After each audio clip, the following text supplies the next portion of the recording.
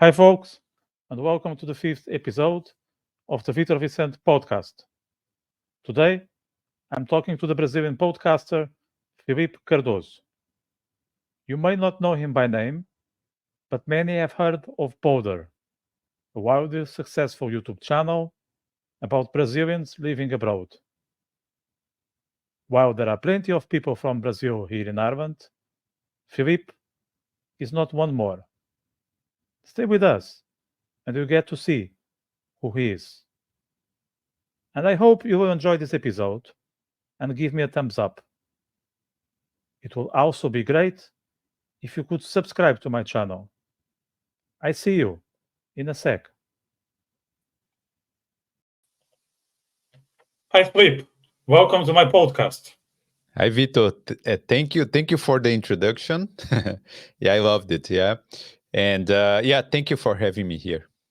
It's a great pleasure. I think it's one of the promises I shared with you when I was in your show that as soon as I started with mine, I will have you on. So it took me only a few weeks, but I couldn't go any further without having you on the other side. So I'm very pleased that you are Y- here. Very, No, very pleased. thank you, and congratulations for starting the podcast.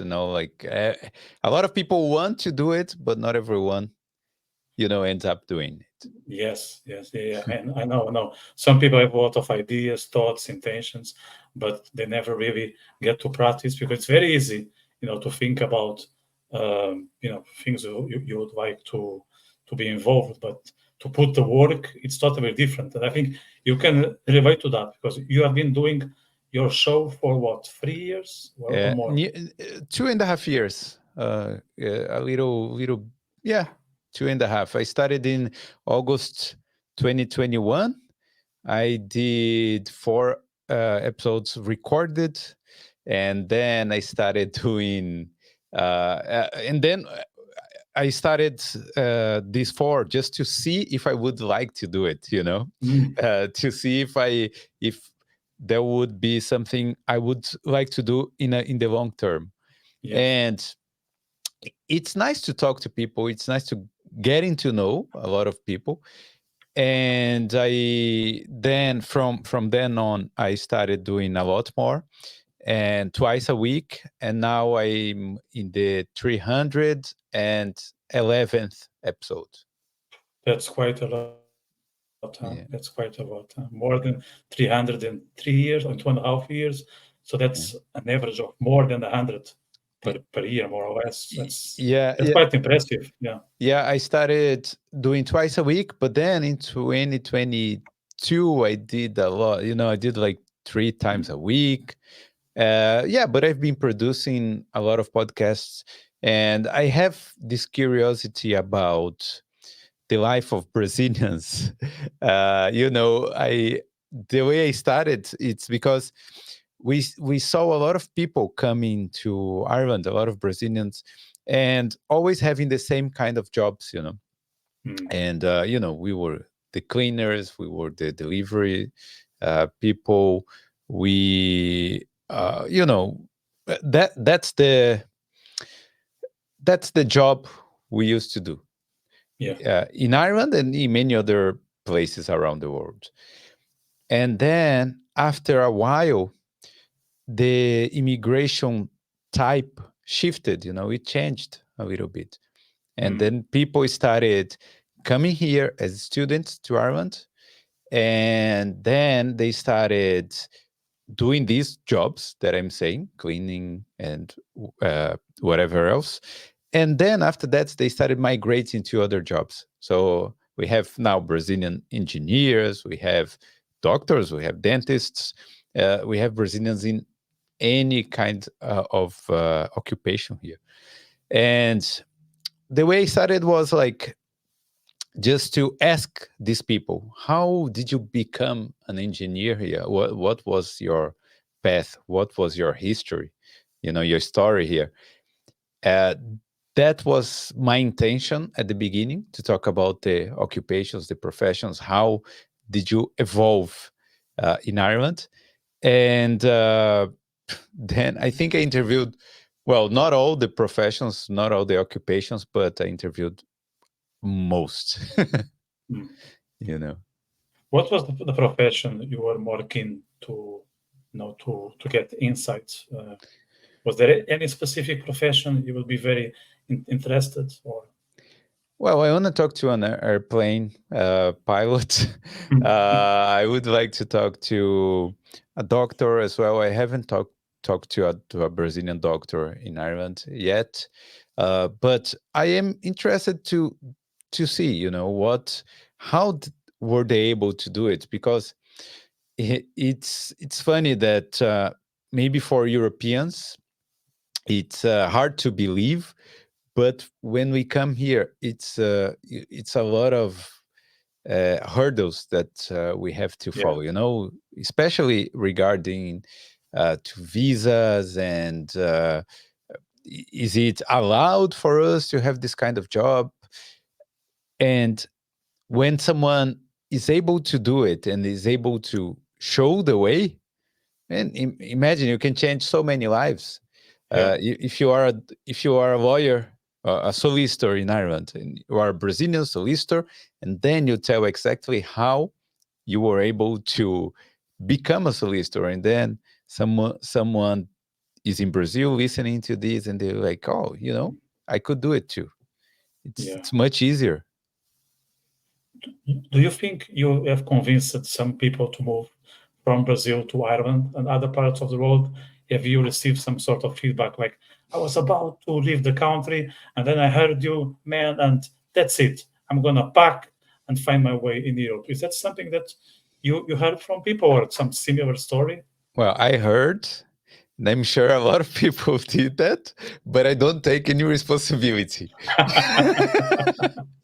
Well, yeah, I yeah. don't take any It's better. responsibility, Yeah, you know, because it's like, uh, uh, it's funny. A lot of people they say in the clips, because we have the full podcast and we have the clips as well. yeah. So in the clips, we have to choose. We have 1 minute to say something, and then we need to say, let's say, the positives of one occupation or the negatives, or we have to choose what we're going to say in that minute. Mm, And some people, if we say something positive, people complain, oh, but you didn't mention what we need to go through and blah blah blah. If we say something positive about Ireland, oh, but we have this problem, such and such. yeah. And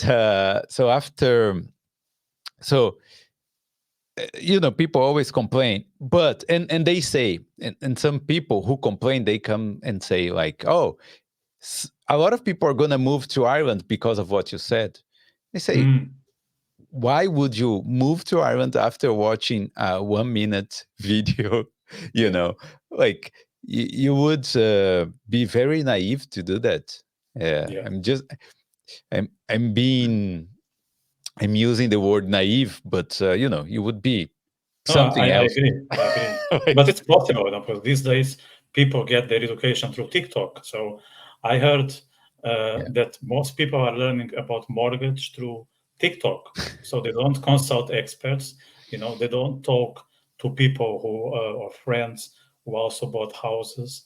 They just go online and watch 1 2 minute videos, and that's it. And they think they are yeah, prepared to start what is probably the biggest investment, biggest financial investment of their lives after yeah. a TikTok. So after And hearing that, I wouldn't be surprised if people would have moved from Brazil to Ireland after watching you.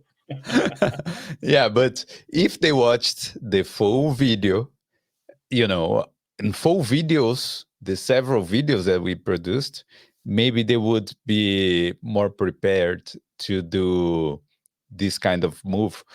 But I'm sure I can be a starting guide for some people. Mm, For example, we interviewed some job specialists, career consultants, and mm, a few people watched those videos and got in touch with those career consultants and improved their CVs, improved their LinkedIn's, and then they got a job from that. So I feel a little bit, I feel glad about it, and partially responsible. But of course, I just introduced one specific person to my audience, Yeah. but the person who got the job and who did everything right, who took that decision of getting a job and moving to another country, they Mhm. are the responsibles for that. Like they are they were the ones who made it. Yes, yeah, yeah. I Yeah. think it's like all major decisions. It's all down to us. Like you can hear from someone on the internet, you can hear from a friend, you can hear from a coworker, but it's always you who press the button. And Yeah. I'm interested. How did you move to Ireland? And I hope it was not after watching a 1 minute video. No, when when I moved, the videos were not so popular at the when time. wa- when was that? Okay, so I moved in 2011, but Mhm. I have I have some stories about Ireland. I came here to do a master's degree in 2011, and my idea was to come here, stay 1 year and a half, and then go back to Brazil. Just study and go back, Yeah, and that's what I did. I studied digital media in Griffith College, and yeah, then after that, uh, I liked the country. I wouldn't say fall in love with Ireland, but mhm, it's very forced to say that. But I yeah, liked Ireland, and I liked Irish people so much. And before Ireland, I had lived in Germany, and I had a good experience there. I think it opened my eyes to the world, uh, but I imagine that Irish people would be similar to Germans, and German well, people are so closed, and yeah. That and was Irish people, some wrong assumption, yeah, huh? yeah. I thought all Europeans were the same. Yeah. After that, but Irish people are so open. They Mhm. talk to you. They are they are warm people. Yeah, And I like them. Yeah, and I always felt comfortable in Ireland. yeah. So after that, but my plans were to move back to Brazil, and I went there. In my digital media course, my main topic, the one I liked most, was video production, and I liked Mhm. a lot. Went back to Brazil. I worked on a TV station in Bahia, and after 1.5 year there, I moved. I decided to move back to Ireland. Actually, I was Um, looking for mm, another place to go because the main problem in Brazil, besides the violence that we all hear about, I think it's the purchasing power. It's like yeah, it's really bad. You work just to pay your bills. You are a slave to the system. yeah, And you can travel. You everything's so expensive. Even if you've never been to Brazil, you wouldn't understand that. But yeah, if you make a an average salary in Brazil, you would just pay your bills. I'm not talking about the minimum wage. I'm talking about the average salary. You and with just pay some your bills. struggle. So you have Yes. to stretch to the end of the month. You Yeah. manage, and you can brag about it. Yes, exactly. And then I was working like that for 1.5 year, and then I was like, no, I need to move somewhere. And Mhm, I started thinking about Canada at the time. They were doing a lot of advertising about Canada. There were people from Quebec coming mhm, to Salvador to do talks and stuff. And but a friend of mine, I talked about Ireland to this guy, and he was already here after I went to Brazil. And when he was here and I was there, he was like, "You should come back. There is some mhm, opportunities for you." And then I came back, and I started working as a freelancer for uh, advertising agencies, for video production companies, started doing small works. Mm, And after nearly a year, like 10 months, I got a working permit here and in mm. a tech company. Were you always into video and production? This kind of environment? Because I know your age. I'm not going to reveal, but I know it's not big deal. But when we were younger, the media was not as big as it is these days, or at least it was not that accessible. I think there was some elite running the media, which now it's like it's not the exact same. There are more avenues for people to explore. So do you remember like thinking like I want to be in the media, I want to be behind the camera? Do you remember that, or is something that came into your life at some point? No, I always admired, TV and advertising, especially. And I Mm, studied advertising in the university, but I thought I had a completely different idea of what advertising would be. mm. And I thought it would be like, Mad Men. Yeah, Uh, yeah. I thought it would be like Mad Men, you would just smoke a cigar and just think Yeah, about, oh, this is. I had a brilliant idea, and then just try to yeah, do yeah. something, create, but it wasn't like that. And s- especially in the university there, you don't learn anything. Mm, You just y- I don't know. I don't remember a lot that I learned there. I mm, mean, it was good. It was a good time to study.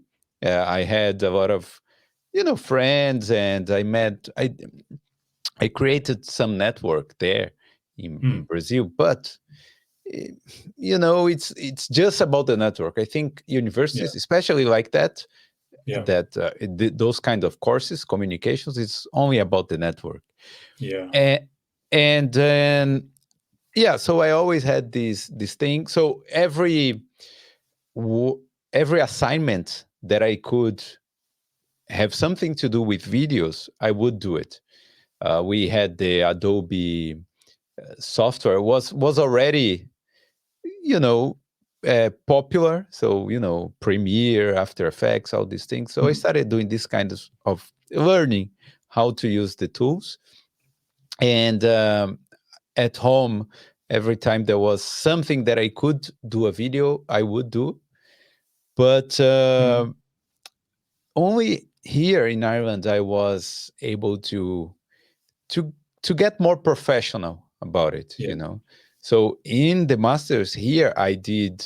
There was this video production topic, was amazing, and here I had access to these top of the line cameras and microphones and everything. And I did my first documentary in this course.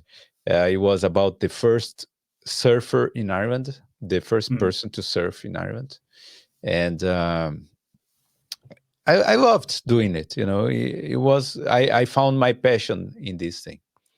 yeah. uh, but yeah, so, but I prefer the production side of things. And then after a while, I started experimenting with being in front of the camera. Mm. Actually, that's one of the questions I had for you. Where do you feel more comfortable? Is it behind the camera, going after the production, or running the show and interviewing people? You know, where do you feel more comfortable? I'm not comfortable in front of the camera. No, I think. I wouldn't say that, but I would politely disagree with you. But okay, No, I don't think I am. I here it's is a man saying he's not comfortable in front of the camera, and he managed to reach more than 30,000 subscribers in two and a yeah. half years. Yeah, how the two get together? I don't know. No, There must be but some secret. it's not easy. I think a lot of people have this thing of a lot of people are naturals. You turn on the camera and they're like, they started talking and they don't care. But I'm very critical of myself. I started, and when I started, it was like painful for me to be like, judging myself. And but after a while you get used to it, something that I like to do after a while. Mm. It's How much uh, time did it take mm, for you to get used to be in front of the camera and then watching your own recordings, or you are still not there yet? no, I mean, yeah, I think now it's much easier for me because I got used to doing it. But yeah, it takes a while, Uh, but one thing that helped was I liked what I was doing. Is Mhm. it's not like you're trying to sell something. For example, some people they are like forcing themselves a lot just because they have to sell a product on Instagram and they need to record that. And I wasn't trying to do it. I was with my good intentions. I was just trying to show someone. I was trying to create an environment, a place where people could come Yeah. and showcase them. And to be honest with you, I didn't feel uh, when we reached the number 100. I didn't feel it. I was talking to a friend and said, So there "Yeah, was I'm no gonna." celebration then? No, Nothing. we had a celebration, but it was like I talked to a friend and I said, "Oh, I'm getting to the 100th episode." He's like, "Oh, congratulations!" Because it's very hard to do it. It's very hard to reach it. Yes. And I was like, "Oh, yeah, and he said you have to be very patient and very, uh, you know, you you gotta keep doing, and Yes. repeating the work is harder, you Yes. know, and especially when you have like you have a normal job, and then in the evenings you record, and then you got somehow to find time to do the clips, Mm. and then to promote, and then going on Instagram, like all these steps that you gotta take Mhm. until you're able to uh, you can't relax, and Yeah. it's really hard. And I always I liked the process of seeing the seeing the episode out there, seeing people commenting, seeing people sending messages, Yeah. private messages, talking about what they liked, and and even discussing with my wife afterwards. Oh, what did you think Mhm. about that? And like all of those things. Uh, if you find whatever you like in those steps, it becomes easier. Yeah. Because if you say after this episode, oh, I gotta edit this episode, and then it's gonna be really annoying. Mhm. If you start, oh my god, I gotta edit, oh, I gotta do this, I gotta do Yeah. this, if you think only about the worst parts, it's hard. Yeah. Yeah. I can totally relate to that. Mm, I started 3 weeks ago. mm, I launched the first episode 3 weeks ago, and it's way more work than I imagined. Now, I was yeah, conscious that there was a lot to be done. I catch up with you and with a couple of others, and I was aware that it wasn't easy. It would take me so much time, effort, energy, stamina, discipline. Finding the moment to do it, the moment to step back, just to yeah, balance my life, that this could be part of my routine.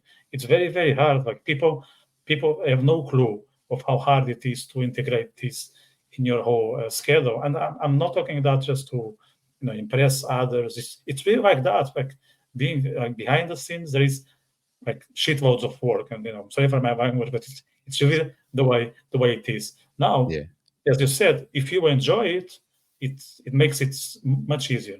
And if yeah, you understand, this is not an overnight process. Now this takes time to build up, like most things. And you have to understand also that there are some small wins along the way, and you should be happy when we accomplish, those things that are part of the whole creation. So I think that's vital. That's vital. Yeah. Yeah, exactly. And even, you got to find what you like. I liked the results as well. When you take one full video and then you create a nice clip Mm. and this video goes viral, it's nice to see the results. Yeah. But it's not only about that, but you got to,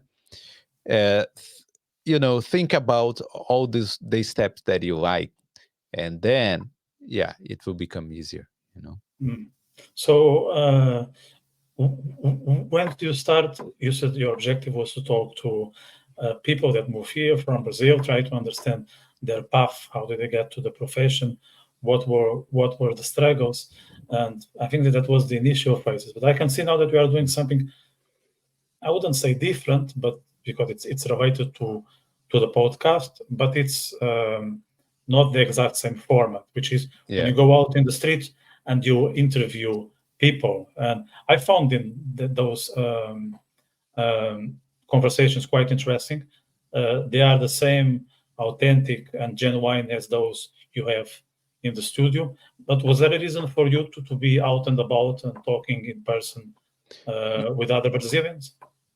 Yeah, it's my like since last year, in the end of last year, I was thinking about producing some documentaries about not only about not only being in the studio, but being outside.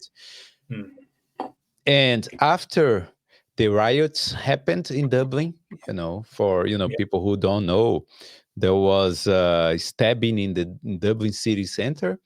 And after that, there were anti-immigration protests, Mm, and after that, riots began in Dublin city center.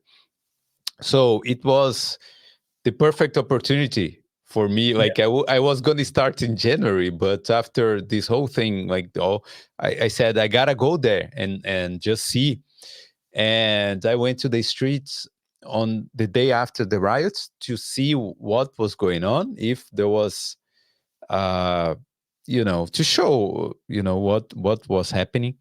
And I saw uh, the Luas, which is the Yeah. tram in Dublin was like burned. I was like, come on, it's What crazy. were your thoughts when you saw the Lua or the tram in flames? Like, No, what did you think? I didn't see in flames, but I saw on the next day the aftermath. It was like Uh, burned. And I thought I never saw this I never saw this anywhere, but I never saw this in Ireland, like in mm, person, in front of me. And I don't know why it was there after, you know, a few, not maybe 12 hours. Yeah, it was still there on Parnell Street. And I was like, maybe they want to show people that this thing, is happening. And I felt a little bit unsafe, to be honest. Uh, but at the same time, I was like, no, this is not the Irish people. It's just one part mm, that would cause this scene. Uh, and I don't think this will be a recurring theme. And anyway, so when I said, okay, I have to show this to people who are in Brazil, who are thinking about coming to Ireland, or people who are in the other cities of Ireland, who they want to understand what's happening in Dublin. And after that, I said, okay, we did one video showing the next day, but let's maybe interview people mm. to see how they are feeling, 1 week after the incident. And so I went there to the streets with the camera and the microphone, and interviewed a lot of people, Brazilians and people from abroad. And they their sentiment was, yeah, some people were complaining, like especially Brazilians, about the violence that some Brazilians, for example, delivery drivers, delivery riders. They are on the street and they have this clash against some teenagers Mm. in Ireland. But some other people, they were like, no, Dublin is safe, and especially comparing to areas of Brazil where, Well, you that's for know, sure. yeah, Yeah. and this thing will not continue, and people were living their lives afterwards. So this Yeah. was a good thing. But yeah, I after that I had a trip scheduled to Brazil, and I went back to Brazil, and I had my holidays, and but I had this idea of coming back and record outside. So I will try to do at least one video per month Mm. outside, in a documentary style, because that's what I like to do anyway. So Yeah. uh, i- here in the studio, it's good for someone to talk. Sorry, to talk in depth about their lives. You know, Yeah. if you let's say last week I interviewed a girl who had cancer in Ireland, a Brazilian girl who had cancer. Yeah. That You was quite know, heavy. yeah, and then you you know you need to sit here and to be relaxed and to talk about your experience. And but some, let's say, if I want to show how it is to work as a delivery rider, it's good to go on the streets, and Yeah. the person will show me everything.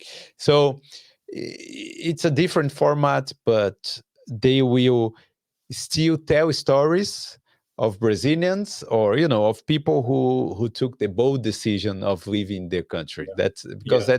that's our motto. That's the motto, exactly. Yeah, That's what I want to say. Yeah, yeah. I think when people go to your studio, there's much more intimacy. I think yeah, that's the whole idea that the whoever is the guest, they can share things that they wouldn't share, let's say, on the street, because they feel that it's some sort of uh, closed space where like yeah, things, not that things stay there because they're being recorded, but it's different than when you are on the street. So yes, a totally different format, and I see the results of what they are doing on the street. So it's not only that we enjoy, but also the audience is interested, which is very good because it's overlap between something where you are good at, you enjoy, yeah, and people are interested in. It's what Elon Musk describes as the recipe for success. That it's something profitable, something enjoyable, and something that where you can use your skills. So I think that's the yeah. perfect match for you. And also, it's also about the interest of. Uh, I'm just afraid of people wanting to stop watching podcasts or something like that. Like we gotta keep the interest of people in mind. Because frankly, there's a lot of podcasts out there, Yeah, especially here in Ireland. Brazilians, we have at least three podcasts in this format that we talk in person. And then we have another, which is only an audio format that's on the yeah, radio. So there are a few, a few podcasts like this. So you got to differentiate yourself. yeah, absolutely. You think podcasts are here to stay? Yeah, yes. Yeah, if you look at the interview shows, Larry King, how many years did he stay on the air? And well, Joe Rogan now, his podcast, what, 12, 15 years, I don't know. And yes, these interview formats are going to stay, but not all of them. I think some people will get tired of them, uh, uh, of producing them, because as you said, it's a lot of So work. the podcasters will give up. It won't be the audience who will walk away. Yes, there will always be room for interview shows. Mm. And well, at least I think so. But and some people like to it's kind of a niche as well. Some people like to have these in-depth conversations, you know. Yeah. uh, so let's say Lex Friedman interviewed Jeff Bezos, and some people will want to learn his story and how he comes up with the ideas and everything, Mm. and we'll put it on TV and watch there sitting, you know, Yeah. having you know, a tea and watching that show. But others will just want a TikTok clip, Yeah. and that's it. You know, they are comfortable and they are satisfied with that. Mm. And so I think, yes, there will be some uh, and I think podcasts will be even more important now, you know, especially with all these politicians participating in the Yeah. podcasts, and in the American elections now, probably they Yeah. will be even more important. Yeah. Yeah. Absolutely. I think there's more and more appetite for podcasts as the mainstream media is falling apart. And actually, while they fall apart, they also try to adapt to the podcast format, which is funny, because you would expect the uh, uh, small fish to try to be like the shark, but the shark wants to be like the big, like the small Mhm. fish, which is Yeah, it's a very interesting sign of times, isn't but it? it's hard for these big media to have a successful podcast like that, because I think the person who watches the show, they will identify with you, with the host, Yes. you know. And if you just start trying to produce a host that will resonate with the other person out there, it will become obvious that it's artificial, you know. Yeah. Become Yeah. like Spice Girls or whatever, you know. It's it's gonna be like Sorry, Spice something Girls, produced. if they're watching this show, yes. Sorry for this Yeah, comment. yeah. No, it will be something produced. Yeah, It won't be real. on So video. Yeah, so I think the you know, and I think that's why big media won't be able to adapt very well yeah, to podcasts. yeah. I like 100%. They can make the effort, but I don't think they have the right mechanism in place, because like we all know that, let's say, if a big TV channel starts a podcast, there's a lot of interest behind. Yeah, Like the person who is in front of the camera has a script, and they cannot really divert. And if they do, they are likely fired. So it can never be as authentic, like people like you and I, can just sit in front of a camera or create their own studio at home and talk to others. So we can be honest in the way they can't, because they are tied by their own employer. So yeah. yeah, Of course, we have limitations too here. yeah, we do. Yeah, We- it's not all roses. Yeah. yeah, yeah. Unfortunately, right? But yeah, we do. What's your advice for someone who is starting a podcast, or it is at the early stage of it? Well, you gotta be patient. Yeah, you know, it's you know, sometimes you won't. You will think about giving up a lot of times, because let's face it, you need to monetize it somehow, because after a while, when you start doing it, it just becomes an expensive hobby, and it starts taking up a lot of your time, and then you will think about, is that what I want? So first of all, start with a goal, with a clear goal of how long does it have to take for you to be happy with it. And be patient about growth, about numbers, because the numbers, they will come eventually. But you just have to work, you know, on the process of creating. And don't like, because if you think just about the numbers, you will give up. You give up very Yeah. quickly, you know. So just think about the things you like, and start doing it, but don't over don't overthink as well. Don't think about, oh, let me buy the best camera, the best microphone, the best this. Just start doing it, and be professional as well. Sorry, the advices are very scattered, but be professional, because What does that mean? Be professional exactly? Like discipline, that kind of stuff. discipline, but also, so we had a meeting set up here. We started on time. We you sent an email. You explained everything, how it was, and how it should be. Like, think think that you are a TV. You're like, even when you're interviewing a friend, when they come here, just talk to them, explain exactly how it is, have the studio set up when they arrive. Don't, oh my god, I need to do this, I need to do that, I gotta close the curtain. So, know what I mean? Yeah. Just be Feed the cat. professional. No. Yeah, be as professional as you can be, because this helps as well.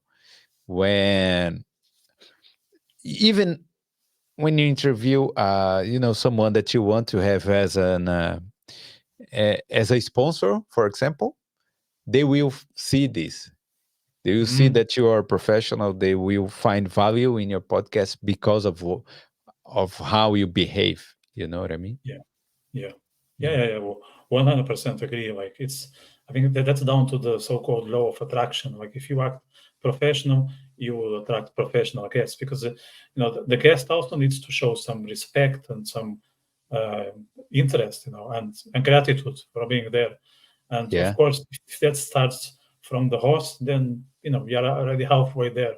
So it's like when you receive someone in your home, you need to be already dress up. You need to have, if the food is not ready, it's on the way, or just a matter of a few minutes, or that everything is set. You're not just doing a washing when the person arrives. So Yeah. that's, I think the same applies to podcasts. So I try to apply those principles.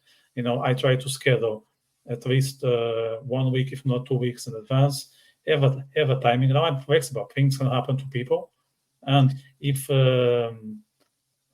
something unexpected happens, as long as the person tells me in advance, I'm okay with it because I understand that we don't have Yeah. full control of our life, and things can happen on the way. But just be very good with communication. That's Mm. all that matters. Don't Yeah. put anything on your back and be upfront. And also, y- when it's time to start the show and to talk with your guests, you don't need to be a robot. But I Yeah, mean, the things that surround the podcast, just be as professional as you can be. Try to respect other people's times as well. And yeah, and this way, I think people will see that you want to do the best, that you want to create value here. yeah, yeah. Is there any reference in the podcast environment that you admire? I know you mentioned already Joe Rogan. You mentioned also, I mentioned Lex Friedman. So those are two big names. These two people I can relate to. Is there any other uh, big figure that you can Yeah. describe as a mentor?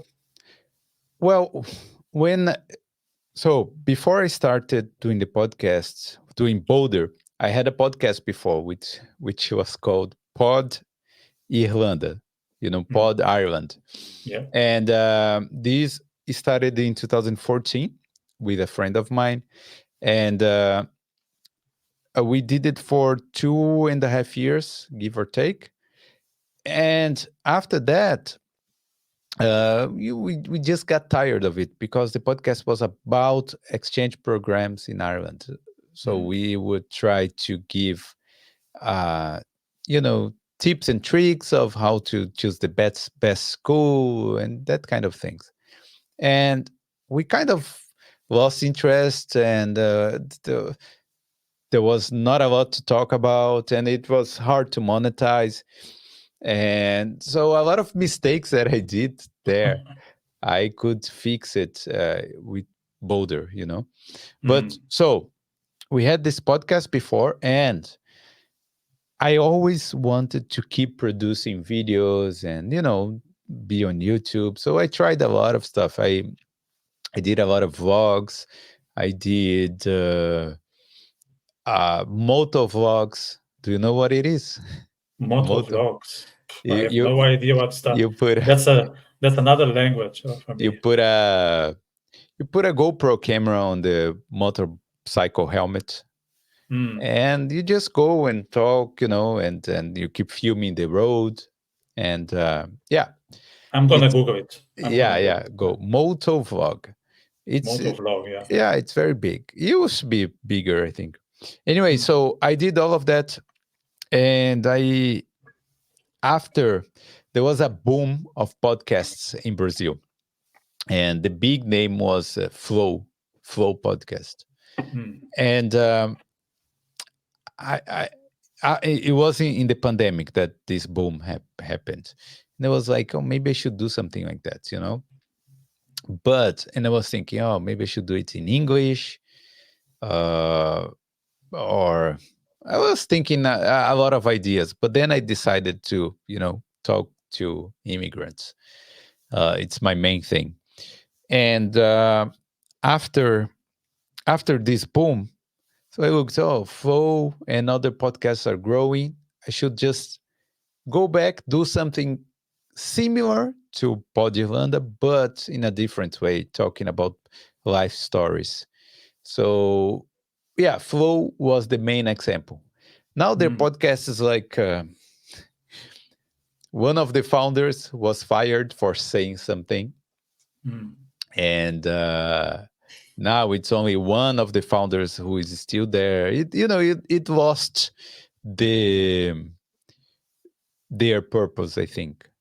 But Yeah. anyways, it still happens, and it was the responsible for a lot of podcasts in Brazil. Mm. And from the English speakers Yeah, podcast, is there any name you can yeah. relate to? I watch Joe Rogan sometimes. I watch, yeah, Alex Friedman. What else? I don't watch a lot of English podcasts, to be honest. And now producing, it's even harder, you know, to watch more. But yeah, I used to listen to podcasts to, you know, the reply all, but it's not that kind this kind of interview shows. But Yeah. I Yeah. try to see some things sometimes, you know, go on YouTube and see if I can, if there's an interview we I like, I, you know, I would watch it. Yeah, yeah. I think that's one of the things that happens when you have a podcast. That the podcasts you watch the most is your own Yeah, because you have no yeah, you have no option. So yeah, you spend so much time going through the stuff you recorded that all the podcasts you are watching in the past, if you manage to watch them once a week for 10 to 20 minutes, it's already a victory. So yes, it's like you become your podcast number one because it's something that you are looking after, and if it's not you, who will? So yeah, exactly, yeah. mm, But yeah, you gotta be, you know, taking care of your own podcast as if it's your baby. yeah, yeah, uh, yeah, yeah, yeah. Now I have an editor in Brazil as well who helps me a lot. Mm, He does now he does the clips for me, and thumbnail YouTube thumbnails, that kind of stuff. So it's the two of us now, you know, mm. doing He's all very of good. So I have to say, yeah, because I thought it was done by you. So shout out for your friend in Brazil, because I yeah, want to say that he's doing a great job with those clips and thumbnails and all that. And I think they are a reason of the success. It's also the guy who is doing that. So now that you mentioned Brazil, do you miss Brazil or you are totally fine in Ireland? well, I I miss Brazil normally, you know, family, food, and weather. uh, So there's three things I think I miss. But you know, if you if you have an Irish salary in Brazil, you live well. Yeah. You have a great life. If you have to work for other people in Brazil, you don't have a great life. You know, I think. And so I miss sometimes going there. You know, I spent a month there, even more than Mm. a month, and it was good. It was great. Like the weather was nice. Too hot, maybe, but Yeah. If you I tell had a that to good Irish time. people, they'll find it crazy because they are Yeah, all, striving for sunny skies and, warm weather. And then we go to Brazil, or in my case, we go to Portugal, and we complain about the weather, and they yeah, just think we are weirdos. But I don't ever, I don't ever relate to you. Like for me, if it's more than 25 degrees, it's already hell. Like yeah, I cannot stand. Like I miss the sunny skies, you know. I miss the sunshine, that I yeah, do, but the heat I don't. Like no, I cannot stand when it is too hot because you just melt and your energy levels go down. At least me. I know some people are energized by the hot weather, yeah, but I'm not one of them. yeah. I will plan to go at least in the winters now. Mm. When it's winter in Brazil, I'll plan to go there. you Is know? is there a winter in Yeah, Salvador? yeah. I mean, it'll be 20 degrees, maybe 22. Yeah, yeah. I You remember know? first time I went to Brazil.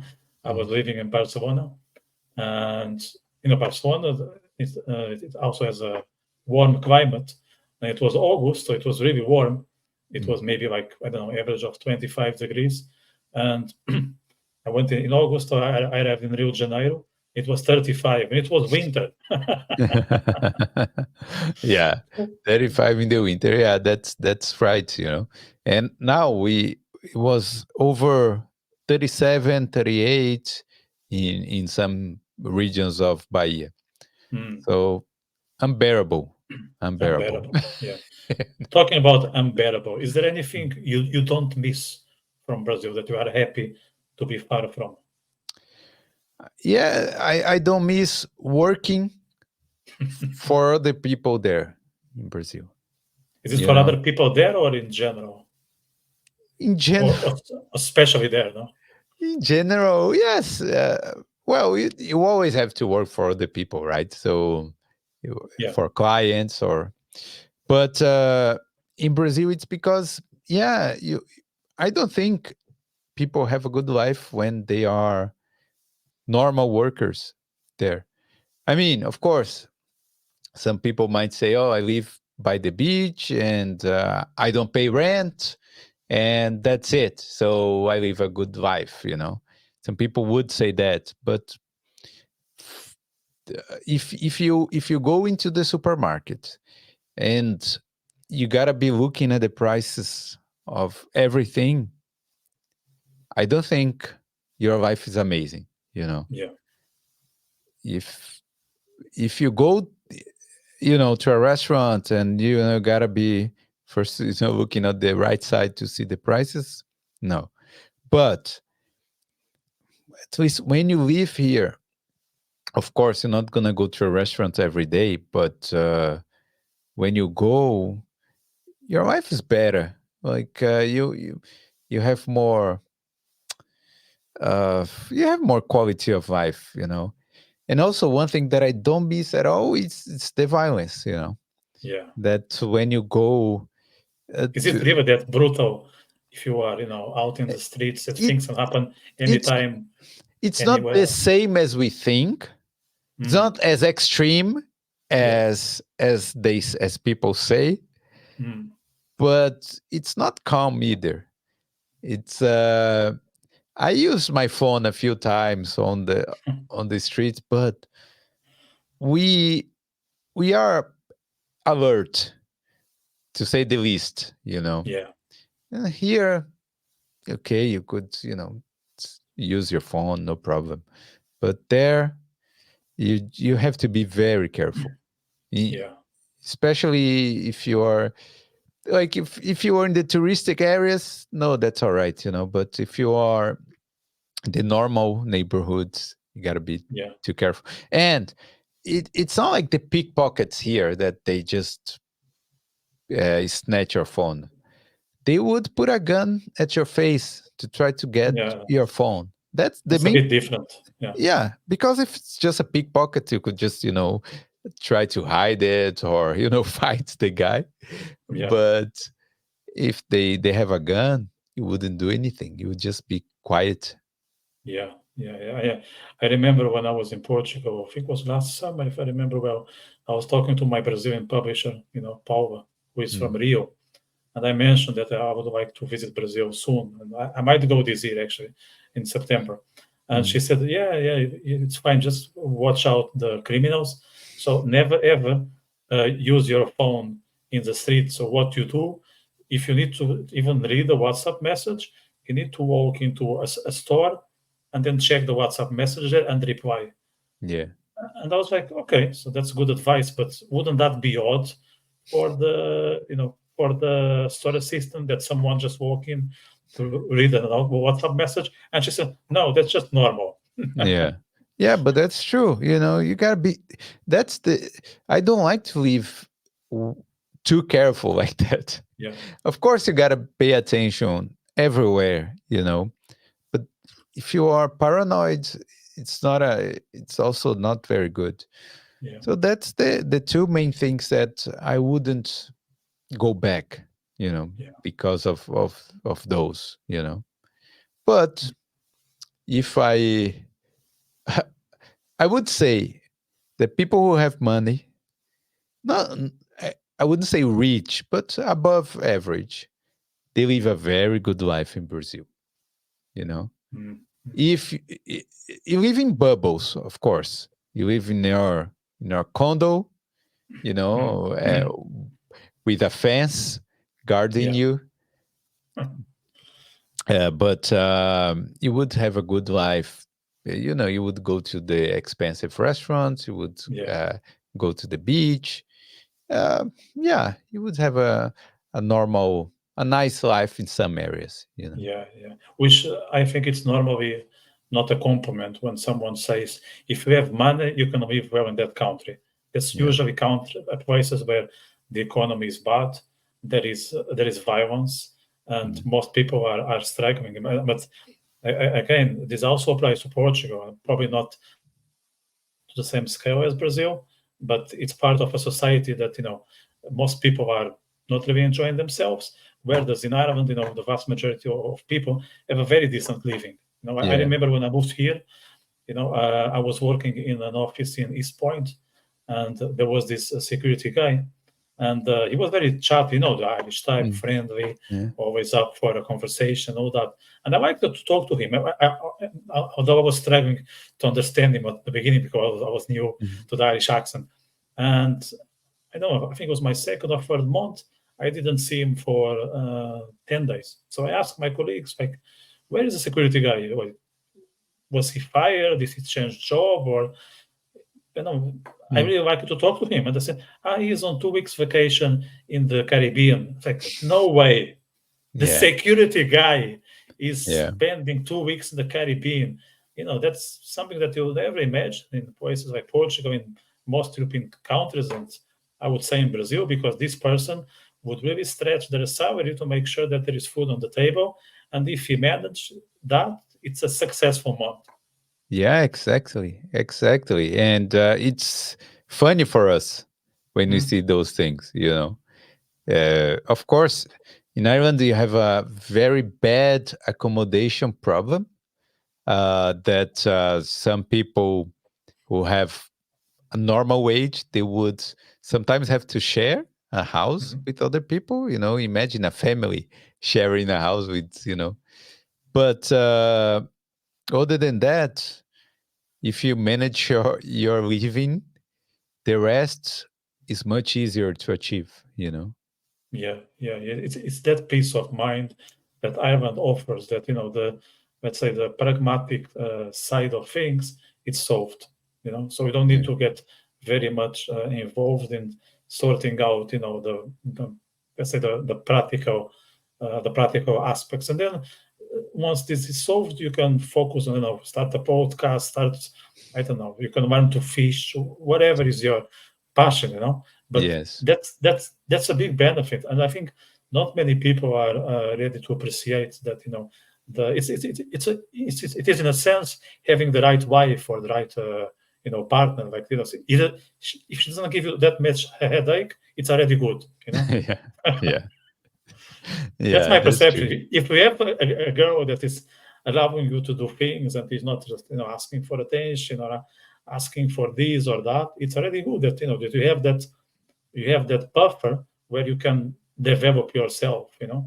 Yeah. So it's good. Y- Yeah. And in some countries, that's like what I said before. You would work just to pay your taxes. Yeah, You would work just to pay your obligations, and then that's it. yeah. Yeah. Are the taxes in Brazil very high, or how Very are they? high. Very high. It's you work the income tax is not that high. It's 27.5%. Well, we are we people are so used to pay a lot of money to taxes Mm, that we find 27.5% not high, right? But yeah, i- it's 27.5, and here in Ireland is what, 40%, the top bracket. And but if you buy anything in the supermarket, there will be, I would say, at least 50% in taxes, because the tax system is such a mess that, 50%, like 50. yeah, I would. Jesus. I mean, not every product, but the tax system is such a mess that you pay tax over tax, Mm, and you pay a lot. The consumption, there is no VAT in Brazil, but the sales tax and whatever tax you pay in normal products, it's so high that I think that's what make people struggle more. yeah. And when you buy a car, the national the road tax, let's say, the motor tax, is 5% of the value of the car. So if you buy a I don't know, a Honda Civic, which is we have the most expensive cars in the world, especially compared to Mm. the purchasing power. But I think the direct conversion is already a very high price.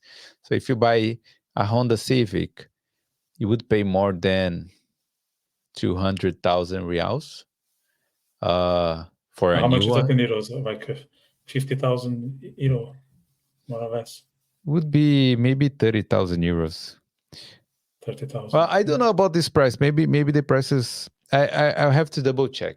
I was Still, gonna research here, but it's it's a a lot of very high money. price. Yeah, Mm. and then you pay 5% of it, or Yeah. some states are 3.5, some like depends. But it's crazy because you gotta pay some percentage of the price of you already paid for the car, which has taxes. And every year you gotta pay, let's say, 3% of the same car. That's So insane. yeah, so they have to see.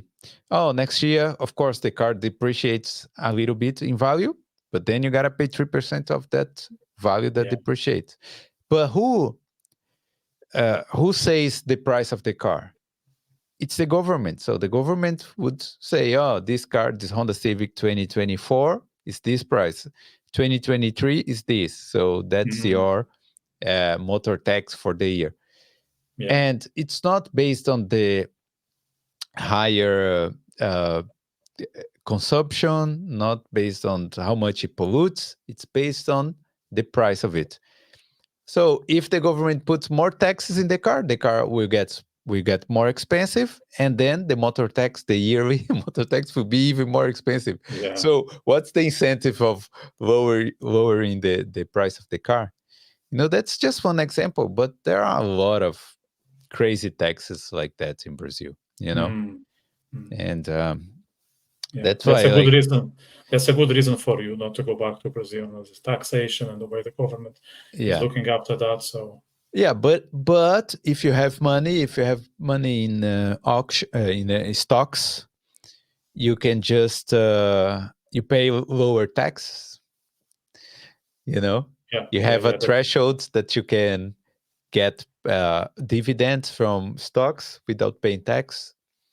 That's a way So around. Yeah, yeah, you gotta. That's the thing. If you have some money in Brazil, you have a good life. So that's what I was saying before. You have a yeah, way of how do I say, not dodging the taxes, but you have a way yeah. of You can bypass some of the process. No. yeah, exactly, yeah, Yeah, yeah. So you are here to stay in Ireland. I'm delighted with that. I think yeah, you do a great work for the community. Uh, yeah. I Thank think you. the Brazilians owe you a lot. Are you sometimes like called out, in the street for something you said? Was there any outrageous No, interaction you wanna share? no, not on the streets. No, Or uh, on the internet? Yeah. only on the internet. Yeah, Is there normally, any uh, example you wanna say? Like some, did yeah. you get When some hate, some when envy for people sure? when people see me on the streets, everything's amazing. Mm, And but on the internet, yeah, sometimes I get some criticism, and especially in the clips, mm, because when they watch the full episode, they people will understand what I said and how I said it. And yeah. but one funny thing I can point out is about your country. It's about Portugal, because if you say something positive about Portugal, the Brazilians who live there, they will say, "Oh, but this is wrong. Portugal is not like that. It's really hard to find a place to live," and they will Mhm. complain a lot. If you say something negative, the Portuguese people will say, Yeah, "Go back to your country." yeah, they yeah, they will they will say that. They will say, uh, "Yeah, it's better not to come here then. If Portugal is so bad, why do you come here?" But then it's hard to be completely balanced on everything. yes, y- but I understand people. I understand that some people live a very bad life in Portugal, and some people live a very good life there. yeah, It all depends on your circumstances. yeah. And It's a bit like Brazil, as I said in your show. It's Brazil in a smaller scale. Like yes, yeah, the good things we have, you have it, exaggerated, and the same applies for the bad ones. So I think it's something we share. yeah. And the perspective I had in Portugal was the tourist one. So I Mm, went as a tourist, was amazing. I loved it. I have nothing to complain.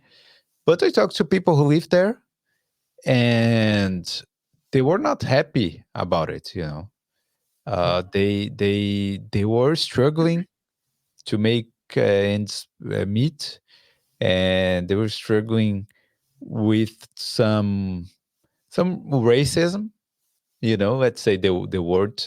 yeah, Uh, so but I wouldn't generalize. I wouldn't judge the whole country because of that. And yeah, but anyway, so the way the way I see these haters, it's some people are frustrated. They just want to go on the internet and they want yeah, to say whatever they yeah. want. And uh, of course, I And they'll never tell you face to face. That's one thing no, I find interesting. People are quite brave. They are superheroes when it comes to use their keyboard. But if yeah, it's on a personal basis, they wouldn't say a word. Yeah. And I don't delete comments.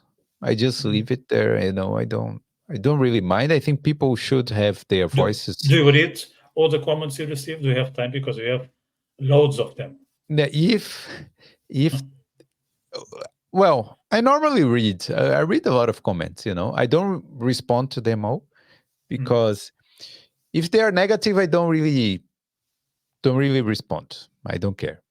So if they are, and then if they are really negative, I start reading, and if I say, oh, this is whatever, I just skip it and then I go Mm. to the next one. Uh, but yeah, normally I read them, and when I can, I reply to them, and I like comments, because when it's a view, it's a number. You Yeah. don't see a person there. When there's a comment, it's like, okay, oh, there's one person who watched it and took the time to send a message to me. But it depends on the criticism as well. I read and understand.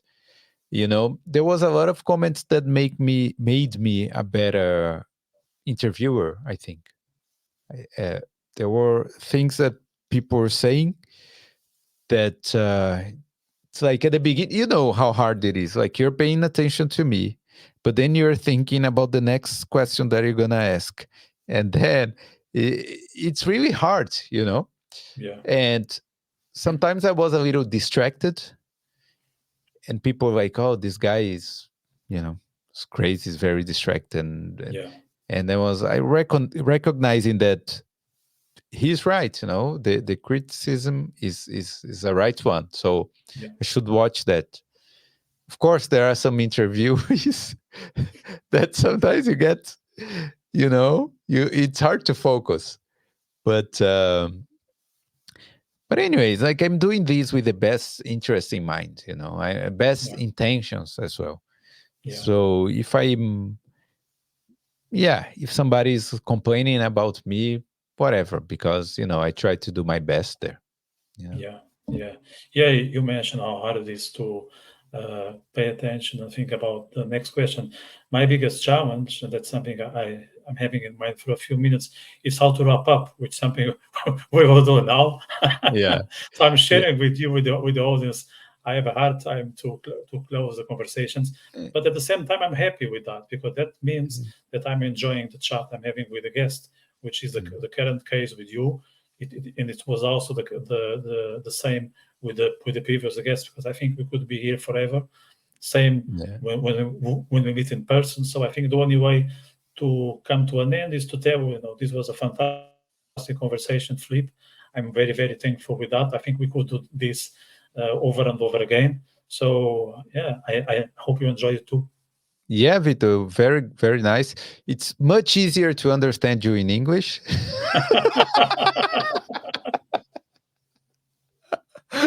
this this coming from a Brazilian, it's Yeah, some comment. It's some comment. yeah. So, So next time I have a proposal. Next time I go to your podcast and we do it in mm, English. yes, it will be easier. It will be easier for. And you see, the Portuguese audience will be angry with me, but we I can speak. I Uh, can handle them. I can handle them. It's yeah, fine. it's okay. But yeah, Vito, thank you for having me. It was a pleasure meeting you last year here, and talking to you and seeing your project. And I think you have a lot of you're a very smart guy, and I'm sure Mm. you are able to talk about different topics, and I'm sure this will be a success. I just wish you good luck and patience, a lot of patience, and yeah, keep doing it because you will achieve great results. And we'll Yeah. meet interesting people as well. Yeah. Yeah. Yeah. Absolutely. And I want to say if I'm doing something right with this podcast, it's something I owe from you because I got a few tips from you, Flip. So the audience should be thankful No. that we met. So Yeah. No. so I think you are somehow part of the project. So thanks very much. And yeah, so let's catch up soon. Yeah. Thank you. Thank you, Victor. Okay. And yeah, guys, hit the like button on this episode. And You gotta subscribe. ask. You gotta And, ask. and subscribe as well. Yeah. Yeah. Yeah. Subscribe. Cool. Okay. All right. Cheers, Thank man. you, Victor. Bye Take bye. care. Bye. Bye. Bye.